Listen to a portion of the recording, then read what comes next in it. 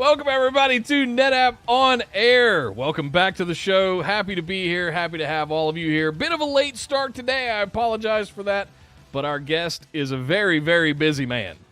So, we had a couple of minutes delay there, but I hope you guys have hung with us. My name is Nick Howell. I'll be your host for today's festivities. Make sure you subscribe here to the channel. Do all those things. Follow us at NetApp everywhere you find us and all that good stuff. But most importantly, make sure you get into the Discord, because that is the place to be. That is where all of the activity and all the fun happens, and really where the genesis of this show came from. So make sure you head over to discord.gg/NetApp. We'll throw some links down in the description for you guys if you're watching this later. But yeah, make sure you get into the Discord, because that's where you'll find out what the next show's all about. Or if you subscribe to the YouTube channel here at youtube.com/NetApp, you can also find scheduled out episodes each week, as we're doing this every single week. My guest today, though, is very near and dear to my heart in what his area of coverage is, because, that's where I got my start at NetApp a little over 10 years ago. So let's go ahead and get him on screen. Let's go ahead and not delay any further. Welcome to the show, Chance. How you doing, man? How you doing today, Chance? Hey, yeah, good. Glad to be here. Outstanding, beautiful day here in North Carolina. All right. Yeah, it snowed in Vegas yesterday. Yeah. I don't know where in the world that came from in the middle of February, Valentine's Day. I guess the sweethearts wanted to see snow in the high desert, you know? Yeah, it's 70 degrees Fahrenheit here today, so you have flowers blooming and, pollen everywhere in February, which is, that's the downside. Oh, that's a little early. Yeah, the trees are a little bit confused right now. I bet. So, Chance, your VMware has a bit of a storied legacy with NetApp. Or should I say NetApp has a bit of a storied legacy with VMware. It's probably the right way to do that. We've been integrators and technical alliance partners with them for a couple of decades now. And over 20 years. Yeah, I specifically remember being a customer of both of the companies, and then ended up coming to NetApp based on some of that work that I was doing around VMware. So this is you're touching all my feels with talking about NetApp and VMware together, because that's where I really got my start. Was kind of, and I was pushing boundaries of a lot of stuff. Like, we were virtualizing Oracle in 2009, which people called me crazy. We virtualized Exchange, we virtualized Microsoft SQL, but now it's like that's common. Everybody's doing it. It's not a big deal anymore. Yeah, so, it's the norm now, right? It's not the exception anymore. Yeah, absolutely. And especially with the move to the cloud, like, that was almost a prerequisite that you had to be able to do that, to be able to run it in things in instances, or even now is broken out microservices, a collection of microservices that can run some of these things. So there's so much to talk about VMware. We could sit here for 4 hours and still probably not cover everything that is to do with VMware as far as a deployment model. But I wanted to bring you on today to have a larger conversation about one of our most popular topics still to this day, is the best practices around deploying VMware on NetApp storage solutions. Whether that's on-prem, whether that's in the cloud, we've got them both, and they work really well together. So where do you want to kick things off? Where's the best place to start when you're talking to someone about running VMware with NetApp storage solutions? Yeah, so you really have to start looking at, what are their requirements, where are they today, where are they going, what's their vision of the future. More and more when I talk to customers these days, it's really, even the small company is wanting to act like a cloud service provider. And by that, I mean kind of automating everything. And, whether it's using VMware native tools like VRA or now ARIA automation, right? Part of VMware Cloud Foundation as a complete solution stack, or using Terraform, Ansible, whatever the case might be. But anything that's a repeatable task should be automated these days, for the most part. We make, really intuitive, easy to use GUI plugins for vCenter, whether it's for backup and recovery and replication, or provisioning, lifecycle management, and reporting purposes. All that's still there today, to help simplify the life of the vCenter admin and, the operations teams. But, really everything in ONTAP, in ONTAP tools, in SnapCenter, Blue XP now, we can start talking about that kind of stuff, is all exposed via APIs. So you can automate pretty much anything we can do can be automated, built into a playbook or a workflow, or whatever terminology your automation system uses. Yeah, and even the latest iterations of ONTAP are now transitioning to REST to really bring all of that kind of full circle. So not only is it your kind of middleware and app level stacks, but now your underlying storage, the foundation, everything can be automated at this point. Everything can be sort of controlled as a desired state in a way. You make sure configurations are standardized, and all of those APIs can be leveraged to do any one of those types of tasks. So I think it's a big deal that we've gotten to this point where everything is sort of API first, and we can automate, we can deploy, we can tear down, we can monitor changes in those configurations. Change control 20 years ago was a nightmare. Like you had to be a bit of a sadist, a bit of a masochist to want to work in places with like extreme change control. Now it's pretty straightforward because you can monitor and do all of that stuff with APIs. So yeah, I'm excited to get into some of the VMware stuff. When you were going down the path of like evaluating customers or their journey of how they should discover their path for using VMware and NetApp together. How do you get them to, because a lot of people are at that crossroads right now of, are we going to the cloud or are we staying on-prem? Or are we doing some mix of both? With VMware, you've got all of those options available to you, whether it's core data center, whether it's edge, whether it's cloud, or any mix of them. How do you get them to the right place? Where does that conversation usually go? Yeah, it's interesting. A lot of it revolves around what they actually expect to do with their data. Like what applications are they using? How do they use data? And what kind of scale do you need? So if you're trying to have a common storage platform across, VMC, AVS, GCVE, and on-prem, pretty much everybody is having a multi-cloud environment right now, right? So very few customers that I talk to only have one of something. It's always a mix of something and something else. So even the customers can be like 99% on-prem. They usually have something out there. It might just be a test environment, or maybe they're just playing with the cloud to see what it can do. The advantages of the cloud really are there in that like a very, very quick time to execute a task, right? So if you want to stand up an environment, it's much faster to do it in the cloud than in the physical world where you're racking and stacking things. So, but then, you look at cost over time, how are you handling your cost structures, all that kind of stuff. So, maybe one makes more sense from a performance perspective, another makes more sense from a dollars and cents perspective. So just really, you look at what they're trying to accomplish. Things like in VMC, for example, sometimes just staying on native vSAN is the right answer for the customer, right? And you got to be able to, look at what they're trying to accomplish. Whammy! No whammy! No whammy! No, I hit the whammy.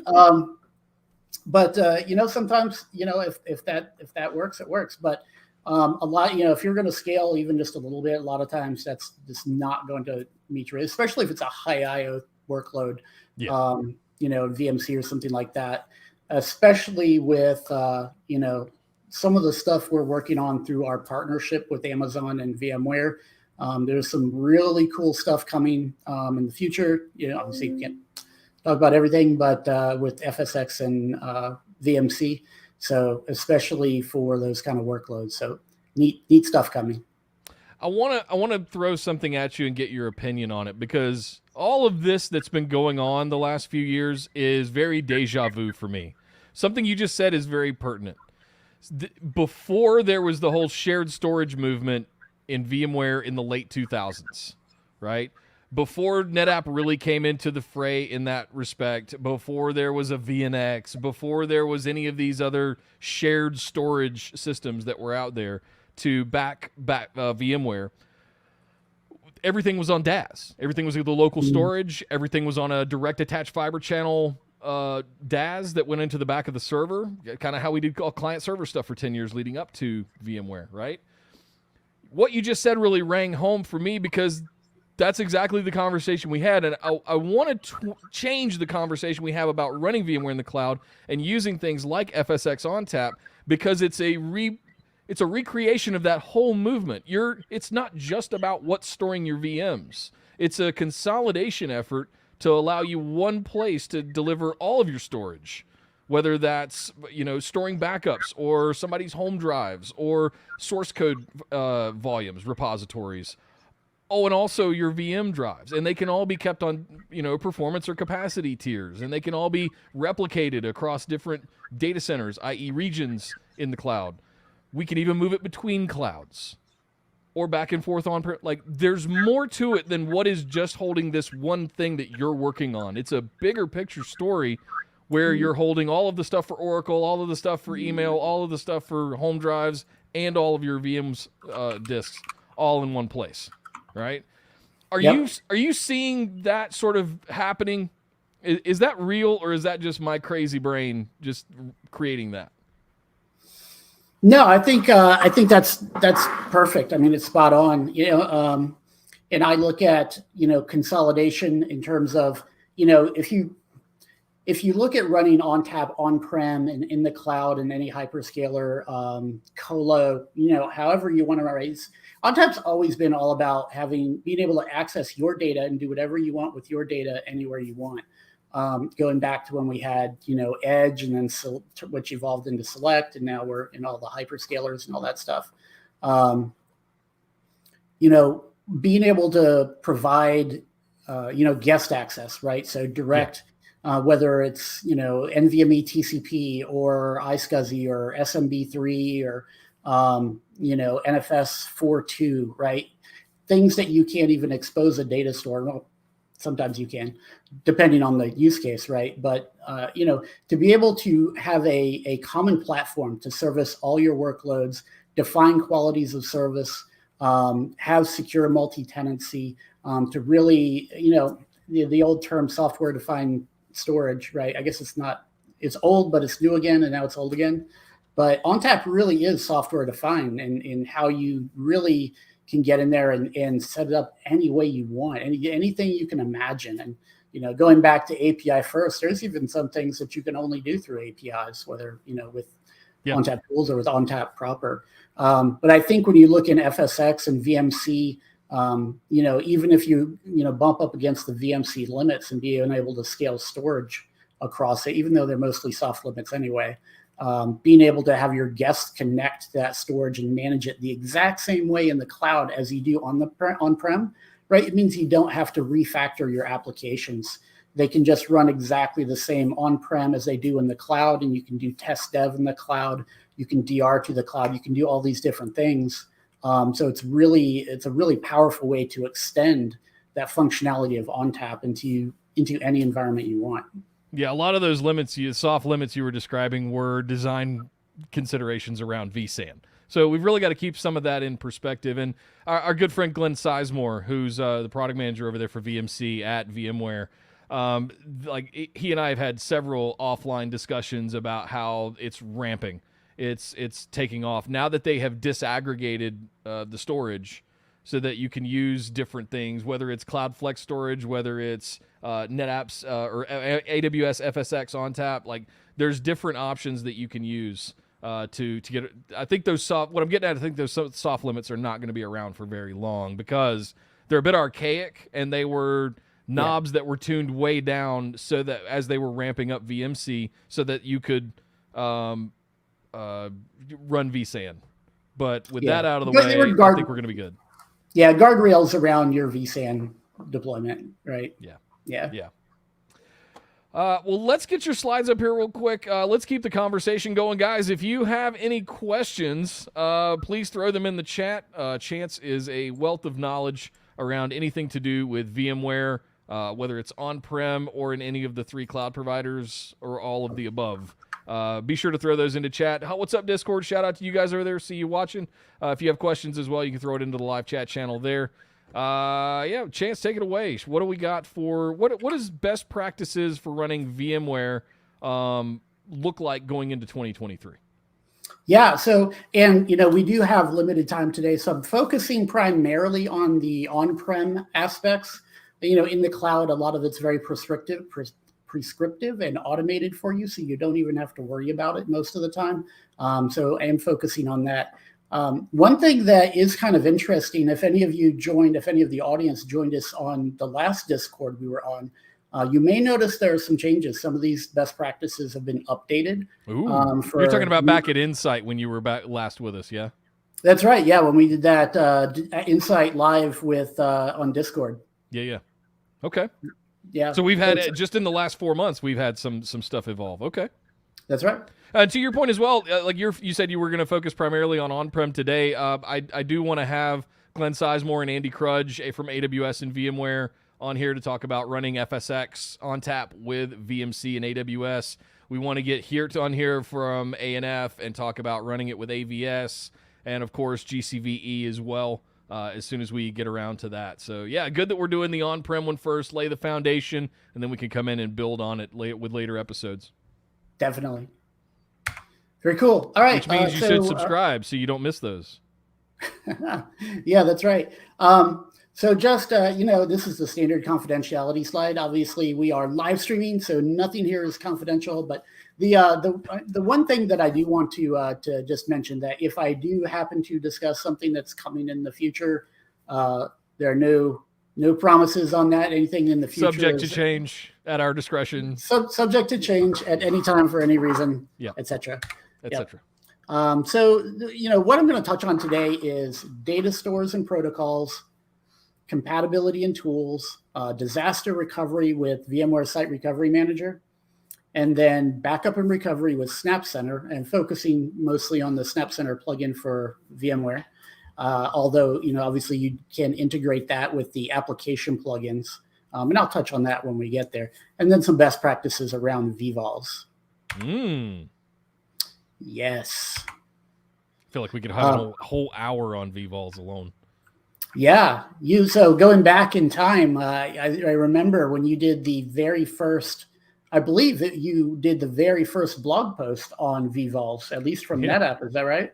I was the representative from NetApp of the working group that VMware put together. So there was one from NetApp, me, one from EMC, one from HP, one from whoever else was out there. Like, we all did like a working group of the kind of a design partner of how to do it. We were one of the lead design partners because we had the first plugin, the integration point, to be able to manage vVols as part of the virtual storage console VSC plugin. Yeah, that was me. That was awesome. Yeah, I remember. A long time ago. Yeah, here we go again. I want to be Nick when I grow up. So when it comes to data stores, and this, we've been saying this particular first bullet point for a while now, is you typically want to have 4 or more data stores per node. There's a couple of reasons for that, but the biggest reason is that ONTAP as a storage operating system is designed for highly parallelized, highly concurrent workloads where you've got a lot of systems hitting the system, hammering it simultaneously, and it's able to handle all those workloads, whatever they are, whether it's, iSCSI, NFS, FCP, doesn't matter. However, due to that, the design of ONTAP and the way it's designed to handle that parallelized I/O or I/O concurrency across a broad range of clients, you're going to get the most I/O, but the most total throughput, the most total performance by distributing your load across more volumes, because internally that's how it's designed to work. And also remember that some of your storage efficiency features are actually aggregate scoped. So if you have 4 volumes, if they're all in the same aggregate, everything in there is going to be deduplicated against, the volumes will be deduplicated across each other. So you're going to maybe even gain some storage efficiency compared to, moving things around and stuff like that. So that's the key thing there, is make sure you're generating concurrency to maximize your performance and utilization of the resources that your controllers have to offer. Does any of this change when you move stuff to the cloud, or is it pretty much the same kind of guidance? It's interesting you mentioned that, because, ONTAP in the cloud is still ONTAP. It's the same ONTAP and love from your on-prem environment that you've been doing VMware on for close to 20 years or over 20 years possibly. It's the same experience in the cloud. So because of that, you still want to do the same kind of stuff. Yeah. So Flex Group Volumes. So Flex Group Volumes support for virtualized workloads was introduced way back in ONTAP 9.8. So we've been supporting this for a while now. But there's a couple things to keep in mind about how you use Flex Groups, and even when Flex Group Volumes make sense to use in a virtualized environment. So for those of you that don't know, what a Flex Group Volume is essentially a collection of FlexVol volumes, which we call constituent volumes, that are that share a common namespace, meaning it's many volumes that look to the outside world as if they were one volume, and they can be spread across. Typically, you're going to spread those across all the nodes to distribute the workload across all the nodes in the cluster, and again maximize the performance capability that you're taking advantage of with your potentially up to 24 node cluster, whatever the limit is now. However, there are some things that may or may not work better in a Flex Group compared to having everything in a traditional FlexVol.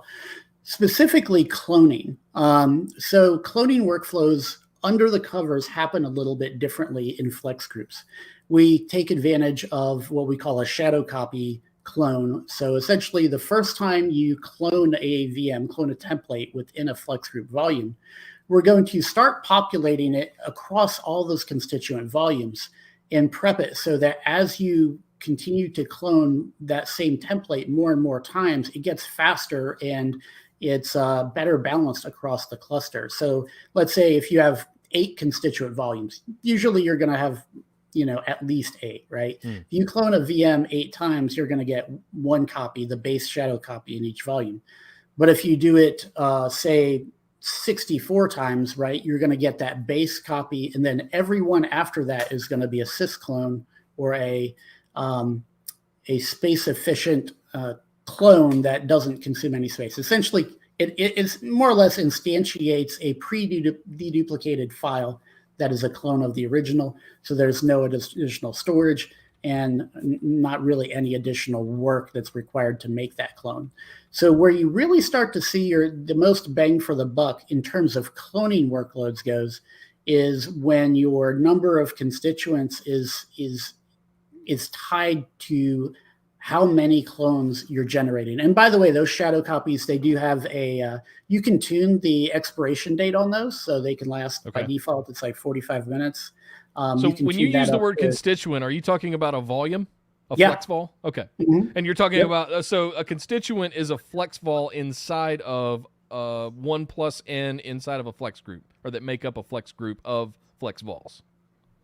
Yeah, yep, definitely. Yeah. So, it really, if you deploy like hundreds of VMs at a time from templates, Flex Groups are going to be really a good option for you because they're going to be able to rapidly distribute those clones. And if you don't change your templates very much, and it's going to be able to reuse that template cache, it's going to be even faster. Yeah. And again, you're going to be able to do, a Flex Group can scale up to something like 4 billion files and 20 petabytes. Yeah. Right. You could have one pretty behemoth data store if you really wanted to there with the Flex Group. So Flex Groups give you that scale. They give you that performance for very, very big cloning workloads. If you're only doing 1 or 2 and it doesn't matter how long it takes, you still take advantage of Flex Group. But if you're doing very small cloning workflows where you're only doing a couple VMs at a time, 1 or 2, maybe they change a lot, you do them every so often, in those cases, sticking with a FlexVol might be a better option. So I was going to ask, give me a real world example of where you see a use case of where someone would need that large of a Flex Group and be generating. Are we talking about virtual desktops? What's the typical kind of deployment where you would see a real world situation where this comes into play? Yeah, so where I'm talking with a customer right now about possibly using this for a lab on demand environment. So lab on demands, right? You're cloning constantly. You're typically deploying vApps, collections of VMs. They don't change very often, every 6 months or so, depending on your release cadence. Spin those up, and it scales out very quickly. That you can have tons of students, PS teams, demos, self-learning, whatever you want to do, right? You can really maximize what you can do with flex groups. Nice. Okay. Yeah. Of course, VDI, like you mentioned, there's lots of other examples as well. Now, I noticed you've got networking down here towards the bottom. Where when you're doing that many clones into that large of a flex group that contains that many constituent volumes, where do you start hitting the bottlenecks? Is it like, where do you start hitting, sort of bumping up against that glass ceiling of what's possible? Where you maybe start thinking, hey, I need a bigger array. Hey, I need some more horsepower. Hey, I need more disks. Where do you see that? Is it networking? Is that where you typically run into that throttling? I think it's typically, I mean, when you start getting really big, workloads like that, you might start running up against like a processor unit, like a, A220 maybe doesn't have as many CPU cores as an A700. Right. Just as an example. Well, so it doesn't, like that. for the record. And it does. Yeah. Well, it's interesting, the networking part. If you use this, and this is the one time that I ever recommend to people to not use, VSC or OTV for provisioning. So OTV is able to provision. So that OTV is formerly known as VSC. It's the vCenter plugin and API server that manages your NetApp environment and from the vCenter single pane of glass experience, right? So if you provision a flex group volume, what OTV is going to do is it's going to mount over a LIF. It's VMware, when you mount a data store, you have to mount it over the same name or IP address across every host, like in your vSphere cluster. So what OTV is going to do is it's going to mount that data store over one of the LIFs, and you're not really maximizing the front end performance capacity of all your cluster nodes, right? So for that, I typically recommend using round robin DNS to allow your hosts in your ESXi clusters to mount that data store over a common name across every host, but it's actually resolving to a different IP and distributing the workload across your ONTAP cluster. Yeah, makes sense. Now, in that case, typically you're going to be seeing a certain amount of indirect I/O, meaning you're coming in on like node 7, but your data blocks live on node 2, so you're going to hop across the cluster network to get there. But that backend has been really significantly enhanced over the last couple of releases. And in fact, anytime someone mentions like, I don't know, I still don't like indirect I/O. So if you go on spec.org and look at the numbers we posted for flex group performance, those are basically 50% indirect I/O, and we're so comfortable with the numbers that we're publishing them that way, right? That it's still shockingly fast how much you can do with a large flex group volume. Nice. The only time that I do recommend against doing this kind of thing, though, that bottom point I've got there, we have seen a few support cases come in where a customer and maybe they're expanding their cluster and they've got some new nodes, and maybe they're going up to bigger ones and they've got a mixture of maybe some low end and high end systems. It's pretty easy to choke a low end system from a high end system. So, even though in ONTAP it's perfectly supported, it's perfectly fine to have a heterogeneous cluster. It could be FAS plus AFF. It could be AFF A series and AFF C series, it could be any number of different things. It's all supported. And, when we get to vVols, we can have some intelligence around automated placement of files and things like that in a vVols data store. But when it comes to it there, that's exactly what I was going to bring up. Yeah, it's actually pretty sweet. But yeah, when it comes to just being able to hammer the system with I/O, you really want to make sure you're going more direct in those kind of situations where you've got a heterogeneous cluster. Yeah. And I mean, you're certainly going to have your production stuff that's going to just be your kind of boilerplate VMs that sit there and run 24/7. that aren't going to need a lot of cloning, that aren't going to need that kind of stuff. And those run perfectly fine. And you can even segment those to data stores that live on different levels of power of storage arrays. So you might have a mix of A220s and A700s in the same cluster in an ONTAP construct. And you can certainly have different volumes or even different flex groups holding all of the VMDKs and different VM files that you'll need for those different workloads. But I don't think you would, like, you can certainly specify where you're going to be doing any of these kinds of cloning operations that you've been describing for sure. Yeah. So a couple other things about data stores. So we do typically recommend 4 to 8 terabyte for size. That recommendation's been there pretty much for a couple years, several years now, right? And it's not because of any particular limitation either in ONTAP or vSphere or anything like that.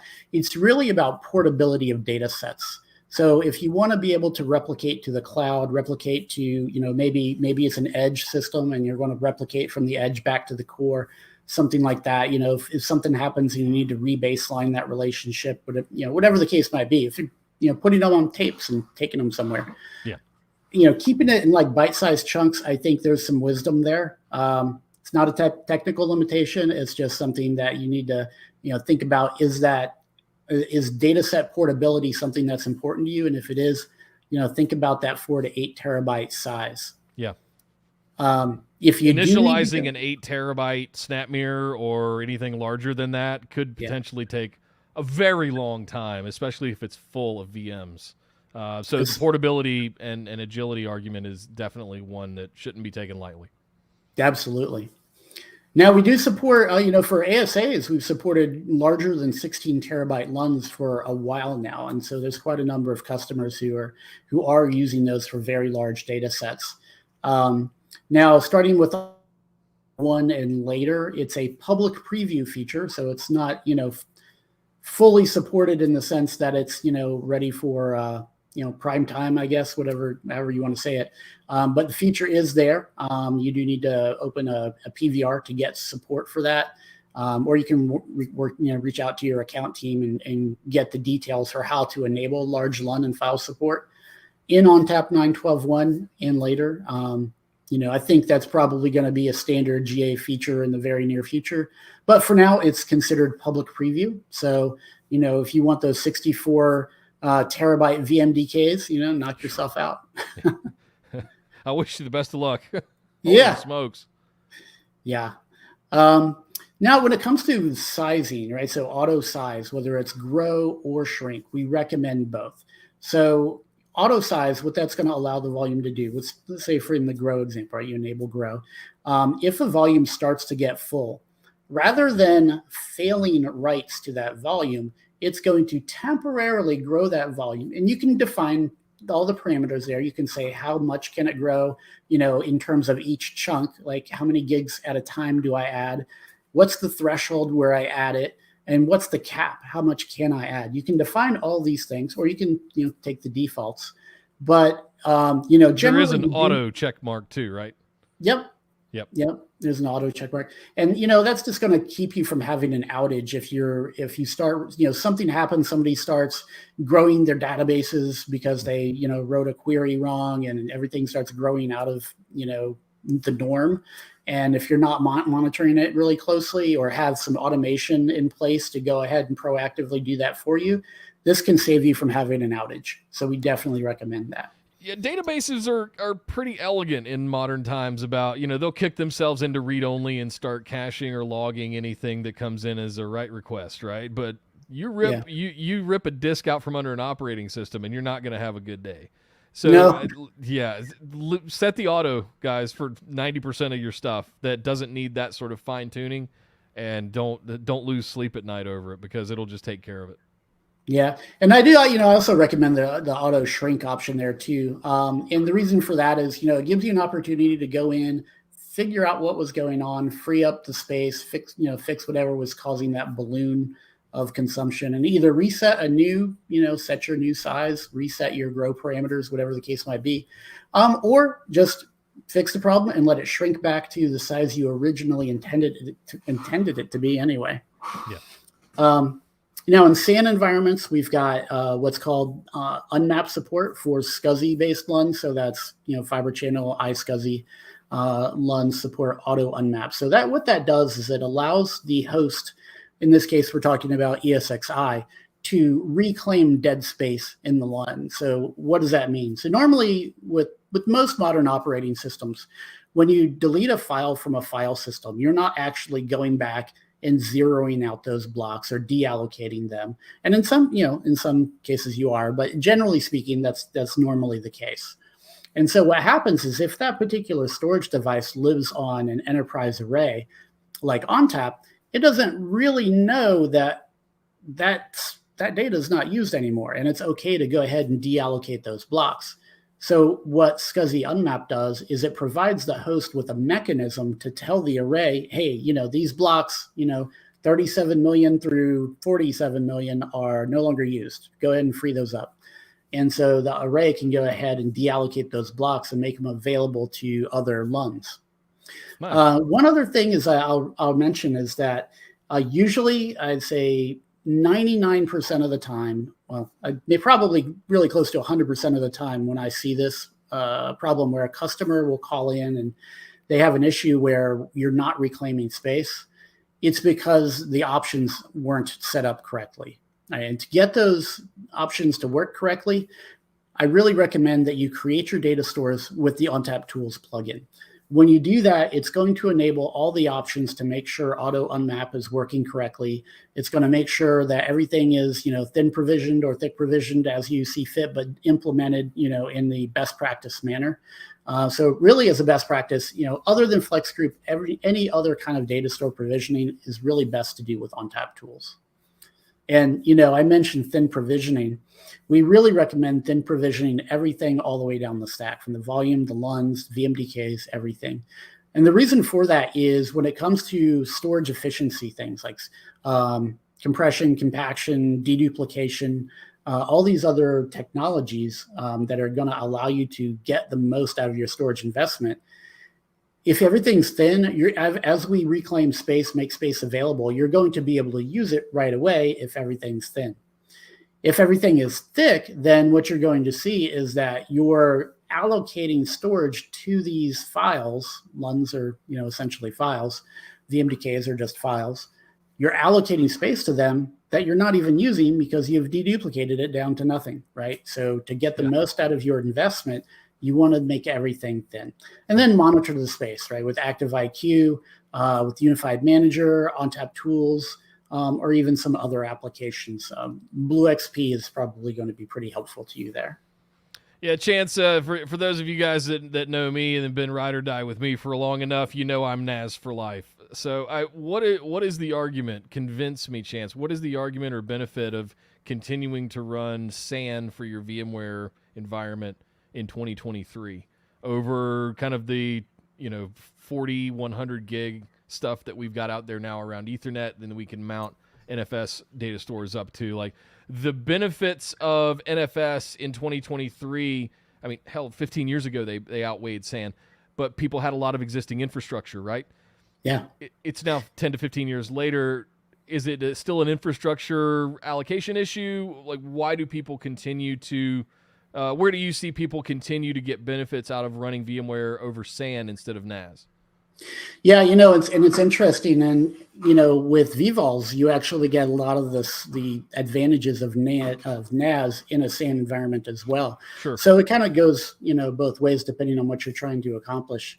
I think without going into the whole NVMe thing, right? Because with NVMe, then you start to look at with NVMe and multipathing and the massive parallelism and out-of-band management, within the protocol that you can do with NVMe, that is pretty substantial, right? That's a good point. I didn't think about that one, but that's a really good one.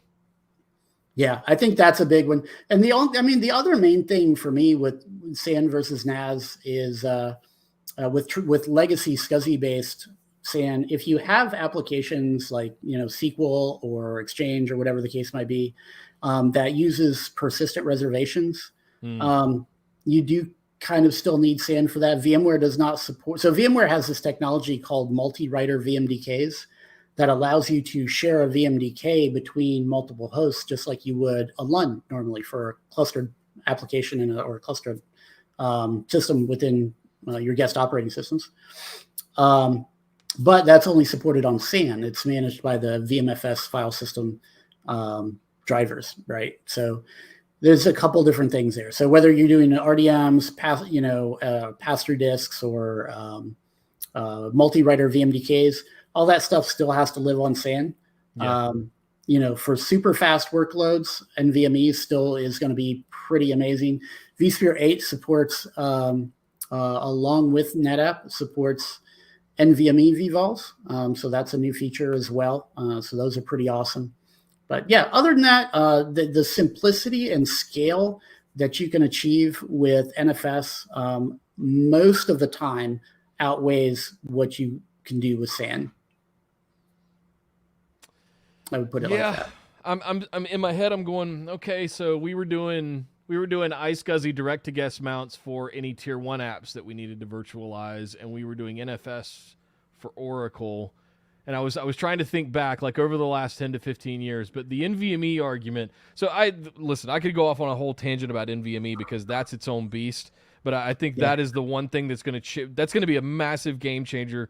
Once the cloud start adopting it wholesale, once all of the like application vendors start figuring out how to take advantage of it at that lower level, like I think there's going to be a massive change in the way in performance. It's going to be the next level of performance. We're already doing it in the storage side of things. We've already seen some of the benefits there. We're starting to see it at the the protocol level. We're starting to see some of that. So there's enhancements. But I'm definitely waiting for like the top of the stack to really start to embrace it, because that's going to unlock a whole boatload of stuff that we're going to see as a next generation type of infrastructure workflows and whatnot. Definitely. Right. So where do we go from here, Chance?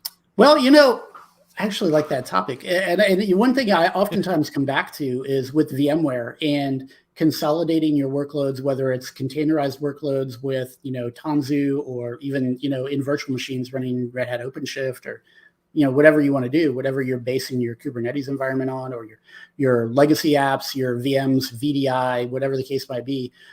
All that can be consolidated on vSphere, and then all of the the needs for data management and data storage can be really well served by ONTAP, whether it's ONTAP S3 for, containerized data sets, or AI ML data sets, or, your guest connect to NVMe TCP, the ability to have your desktop roaming profiles, whatever you can imagine in this deployment, right? It can be run across these two platforms that have a very long-standing partnership together. Yeah. All right. So I wanted to bring this one up, and you tell me if we're jumping ahead. Oh, can I see? All right. So there was a question that came up from our good friend Mike Palick, excuse me. It's something that I wanted to get to as well. We had Keith Asen on about a month ago for our inaugural episode of NetApp On Air to go over all of the 9.12.1 enhancements. And one of the things that we talked about extensively on that show, it's here on the channel if you guys want to go check it out and you missed it, is NFS v4 session trunking and what a game changer that's going to be for VMware. So let's talk about NAS. I don't want to throw you a complete curveball and go off topic, but to just know that there's several people, and myself included, that really want to kind of go down the rabbit hole of session trunking. Yeah, so session trunking is pretty awesome. I've been testing it in my lab, I think I actually inherited this from you, believe it or not, but what has eventually evolved into the lab I have today.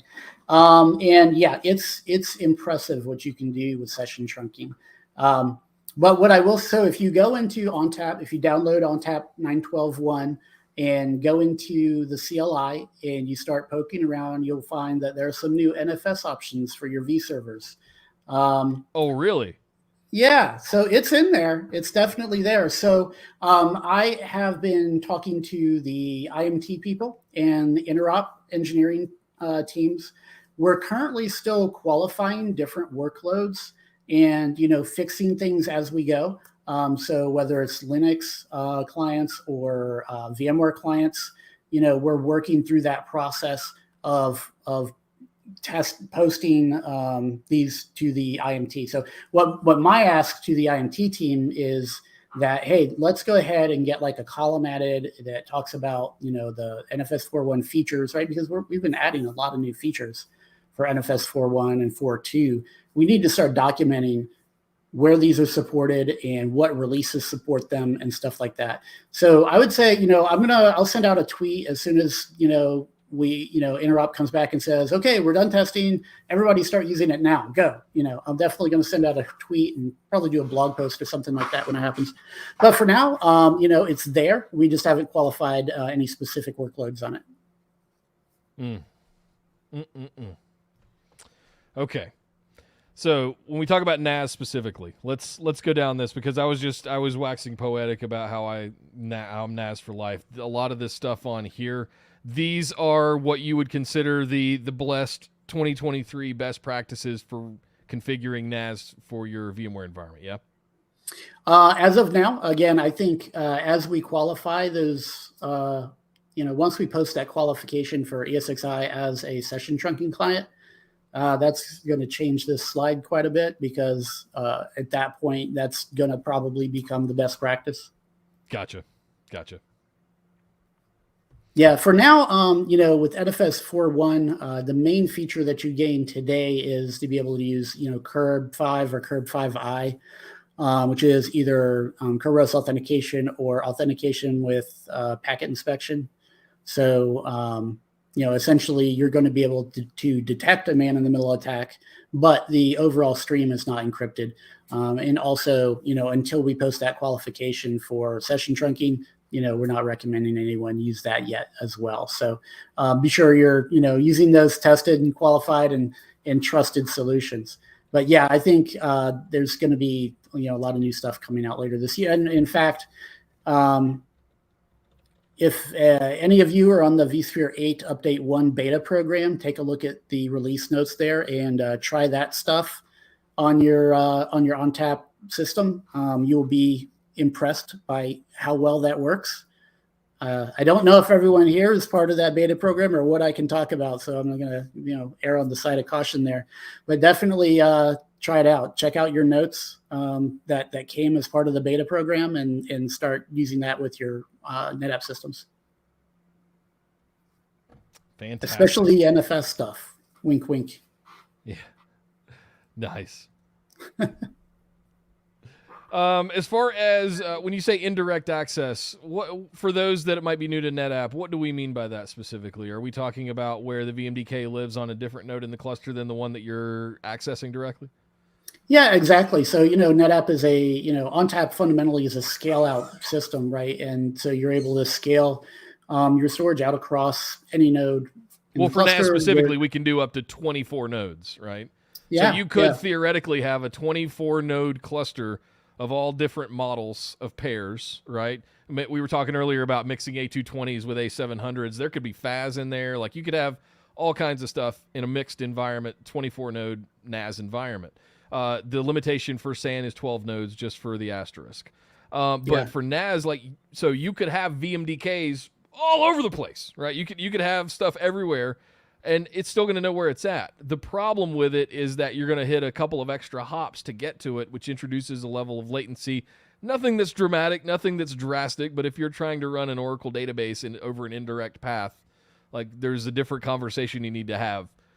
Sometimes it's a failover solution. Sometimes the lift will fail over to another node or when there's a hardware failure. So yeah, monitoring that indirect access is huge, and we do a great job of reporting that and alerting on that kind of stuff. So I love that we paid so much attention with our clustering setup around indirect access and keeping those, being able to do lift migrates and things like that. Mm-hmm. Yeah, and that's, I go back to, again, when you use ONTAP tools to create your data stores, if you have, multiple lifts on every node in the cluster, and for those who don't know ONTAP vernacular, a lift is a logical interface. It's kind of like adding if you think about a VMware virtual machine, you can add a VNIC, a virtual NIC, to your VM. Yeah.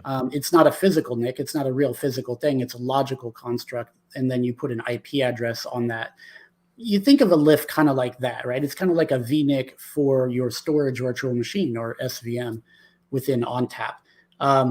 So what OTV, ONTAP tools for VMware, is going to do is when you provision that data store, let's say it provisions the data store on node 17, right? It's going to be aware of what IP addresses are homed on node 17, and it's going to mount that data store to all of your hosts across that LIF that is local to the data store. So it's going to eliminate that extra hop. Now, when we were talking about flex groups, I said that, indirect IO is not a big a deal as it used to be. And that's true. It's not. But if you want to squeeze every microsecond out of every transaction, you definitely want to be doing this. Yeah. You absolutely want to keep that. You know what it reminds me of, Chance, is we used to have like big misalignment concerns with VMDKs in the SAN world when we would have LUNs mounted up as data stores, but we'd have to go through misalignment, and you would hit some of those performance bottlenecks with reads and writes to a misaligned VMDK. Like it's kind of like that. It'll work. You'll still be able to access your data. You're just, like I said, you're going to go through a few extra hops to get to that, introducing a few milliseconds or microseconds of latency for that. Pay attention to, like, especially for tier 1 stuff or anything that's performance sensitive or read write sensitive or IO intensive, to make sure that those are aligned. Make sure your VMDKs live on or your VMDKs are mounted over the LIFs that are local to the array that they're assigned to, I think is the way I want to say that. Yeah, definitely. Okay, what do we got left? You teased me. You promised me vVols. Are we still going to talk about vVols? How much time do we have? SAN. We still got to talk about SAN. Okay. Yeah.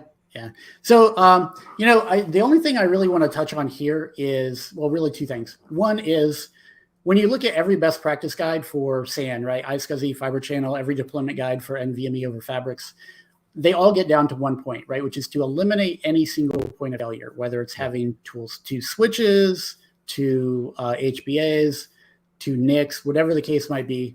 Just make sure you're eliminating any single point of failure and allowing your multipathing software to manage that.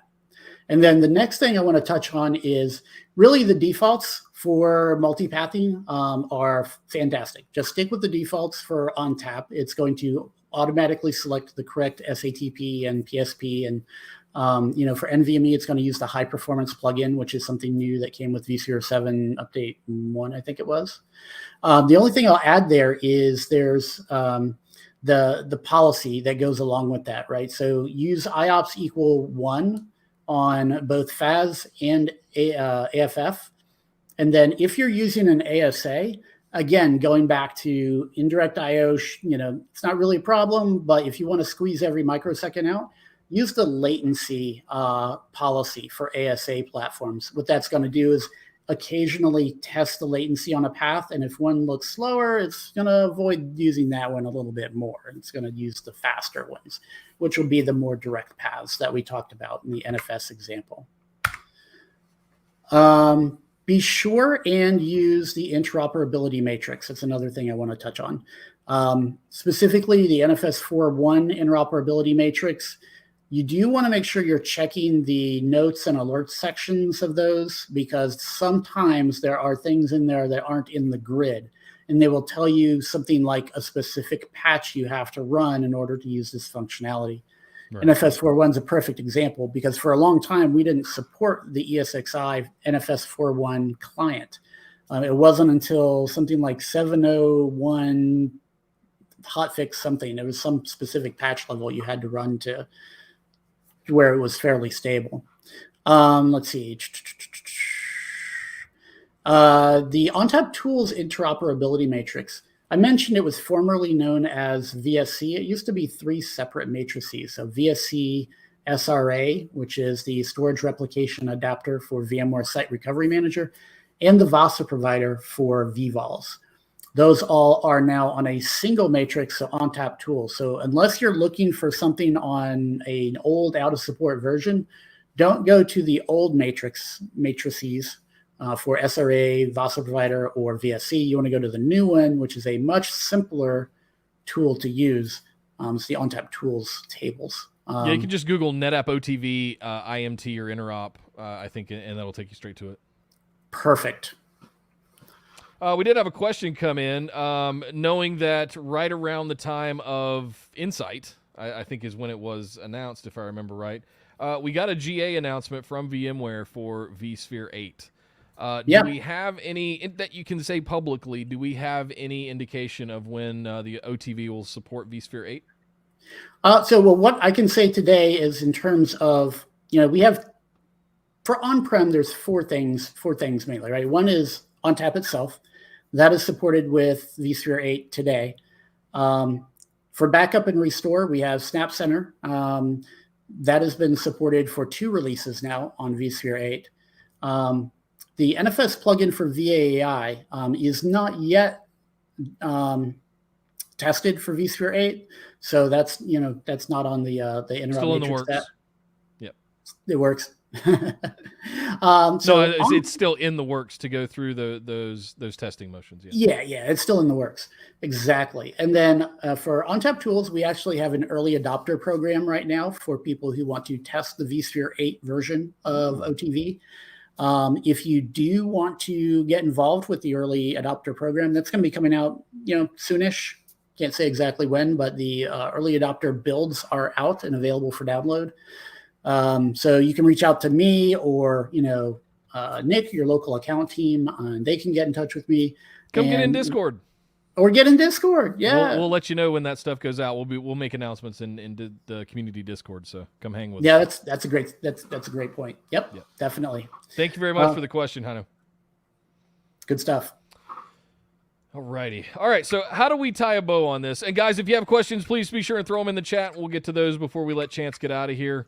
But yeah, we're right at an hour, Chance. I kind of want to wrap this up. What can we cover here at the end that to tie a bow on this? vVols. So what I would just to wrap up and just touch on vVols for just a minute, right? So what vVols give you the ability to do is have VMDK granular controls in terms of being able to dictate through your automation platform where a particular VMDK lives by policy, as well as configuring certain options, storage side options on the VMDK. So you have fine-grained granular controls at scale through storage policy-based management, and whether you're using VMware Tanzu to do persistent volumes, or anything else for that matter.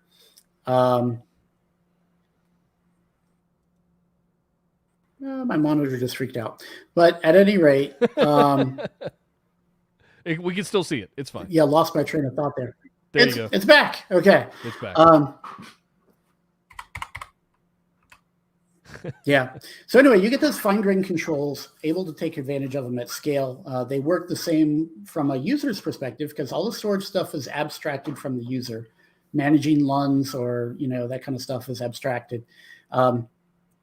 And they're just dealing with policies at this point. Everything else is being defined under the covers. That's right. You define what you need from the policy, and then the software makes it happen. I'll tell you a fun inside baseball story from back when you mentioned at the top of the show that I was on we started at the design partner working group, right? When vVols were first coming out. It was really, the whole thing is built around storage policy-based management. The entire premise of the whole thing is really around taking storage management away from admins, not having to make every VMware administrator a storage administrator, a storage engineer, right? So the idea was, what can we do how can each of the manufacturers, NetApp, EMC, HP, the whole list, how can they define, because we had our own best practices defined, how can we implement those into a way that they were predefined and just put them in, allow users to build policies around those different parameters? You mentioned the VASA provider earlier. They can be delivered into the platform via the VASA provider, imported, so to speak, and then the users can build policies around those on their own gold, silver, bronze, or whatever that might be. And then every VM that's created going forward gets pointed at a data store and a policy chosen, and they don't have to worry about this stuff anymore. That was 10 years ago. Has it evolved much from that since? Yeah. Because I still get the impression that it's still pretty much that. Well, yeah, but what you can do with those policies has continued to evolve, right? And they've done things like add new protocols like NVMe over Fabrics, for example. Sure. I think early on, there were some limitations that made vVols not really practical from an enterprise storage perspective, right?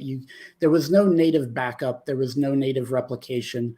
So there were a lot of things that made it like, I'm not going to deploy an enterprise tier 1 application on something that can't natively back up on storage or replicate or do, DR automation, because it's this abstracted thing that only the array knows about. So that changed with vVols 2.0, which was VASA 3.0. VASA is the language that vVols speak. And then with VASA 4.0 came vVols 3.0, which added NVMe over Fabrics. But some of the things that have happened is now we have backup and recovery for vVols-based VMs with SnapCenter.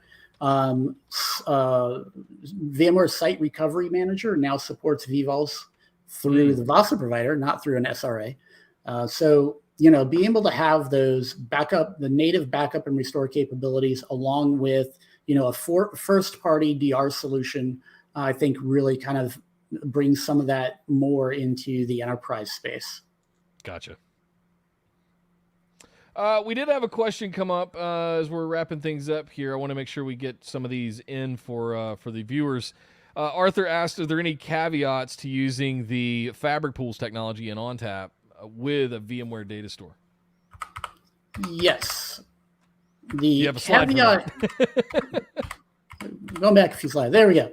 So Fabric Pool. There are really two caveats that I want people to be aware of. One is if you're using a local S3 bucket, like say Storage Grid, right? So with NetApp Storage Grid, you can get it either as a physical appliance or as a virtual appliance. And I've seen a couple cases where customers accidentally stored their virtual appliances on data stores that they were tiering to the virtual appliances. And it ran amok, and it was just a really bad situation. So number one, don't do that. And then number two is we generally only recommend that you use the snapshot policy, tiering policy for the volume. And the reason for that is if ESXi goes to read a block from a data store and it can't get it for some reason, so let's say that particular block was tiered off to Amazon S3, the whole data store may have to wait for that, right? Mm-hmm. So by doing snapshot only, that's going to ensure that no blocks in the active file system are tiered off. It's only the blocks that are unique to snapshots. So that's going to be a safe situation. Now, if your guest application, so if you have a virtual machine that's mounting a CIF share or SMB3 share, or whatever the case might be, for their application data, follow the best practices for that application. It may not care. I don't know. This recommendation only applies to data stores. For everything else, just follow the normal best practices for Fabric Pool. Gotcha. Cool. Great question, Arthur. Thank you for that one. Guys, if you have any more as we wrap up here, throw them in the chat. We'll get to those. So, Chance, I hate to cut it off. I feel like you and I could sit here and rap about VMware for 4 hours. There's so much going on, and this is absolutely going to cover multiple shows, multiple episodes of the show here. Because, as I said at the top, we're going to have to go get Glenn from VMware to talk about VMC. We got to get Andy Krudge to talk about FSx ONTAP, maybe bring those two together so that we can actually have conversations about what it's like to run VMware on NetApp in AWS. We got to do the exact same thing in Azure, and we got to do the exact same thing in Google Cloud. And then at some point, we're going to have this larger call with, I think, something like a Blue XP or something to see what it's like to move that around. Maybe one day, I think what we want to do is we'll do all of that, and we'll bring you back, and we'll actually mock up an environment. And instead of slides, we'll actually get into vCenter and play around and drag some stuff around, and then show it in Blue XP and how it all works, moving stuff around. I think that's a good stretch goal for us. Definitely. I also, you guys can probably see some racks behind me. Yes, those are real. This is not a fake background. There are some systems back there. I just upgraded one of them to 9.11.1. So that's up to date, and I've got another one there that is also going to get updated. I also just acquired quite a handful of servers on public surplus, so we're going to have a VMware environment here in the lab very soon.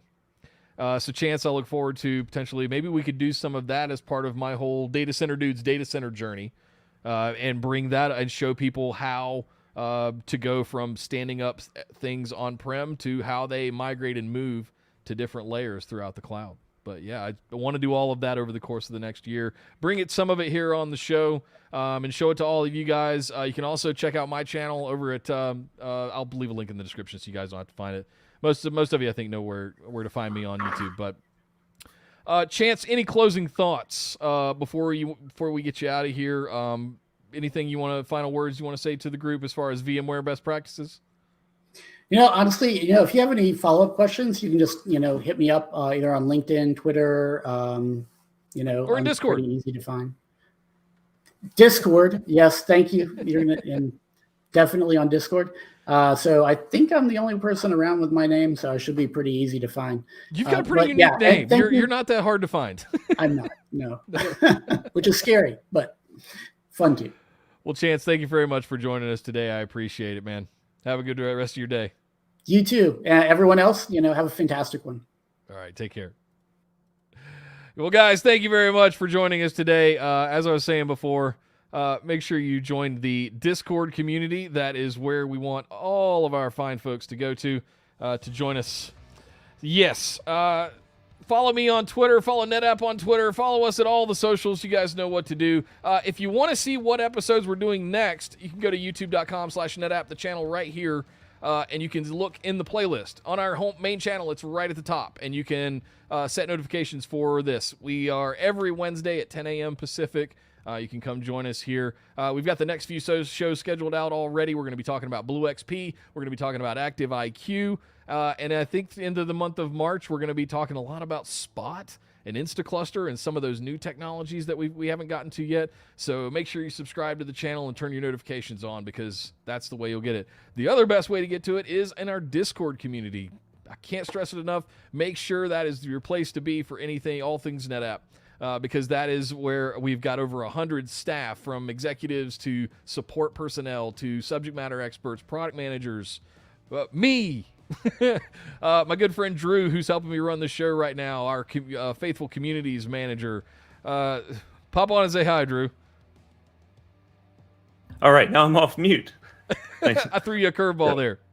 Yeah. So yes, we've got Drew also in there helping run things behind the scenes. So come join us in Discord. It is the place to be. And I hope you guys enjoy these shows. We're 4 or 5 in now at this point. We're going to be doing one every week all year. So we'll have all of those scheduled out, all of them put up as events in Discord that you can RSVP to, and all of them right here on YouTube and Twitch as scheduled and that you can set up notification to. So, Drew, thank you very much, sir, for helping behind the scenes. We appreciate you, man. Love you, brother. And yes, we're going to get out of here. Thanks again for joining us, guys. Thanks for all the awesome questions in the live chat, keeping it lively. But until next time, take care.